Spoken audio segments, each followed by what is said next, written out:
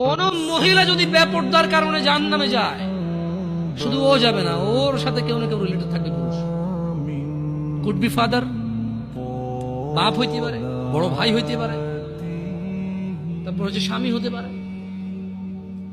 যদি ওর জাহান্নামে যাবার রিজনই হয় বেপরদা, বেখোলা,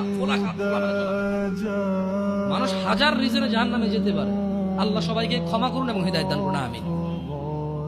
হাজারটা রিজন আছে জাহান্নামে যাওয়ার, কিন্তু যদি কোন মহিলা, এমন মহিলা যার বড় ভাই আছে, যার বাপ আছে, যার স্বামী আছে, আর ওদের থাকা অবস্থায় তার এমন একটা অন্যায়ের কারণে তার জাহান্নাম হয়েছে, যে অন্যটা হচ্ছে তার কি খোলামেলা চলাফেরা, তার জানাবা বিচারে চলাফেরা, তার বেপরদা অশ্লীল চলাফেরা, তাহলে ওই মহিলা একা জাহান্নামে যাবে না, সঙ্গে কাউকে নিয়ে যাবে।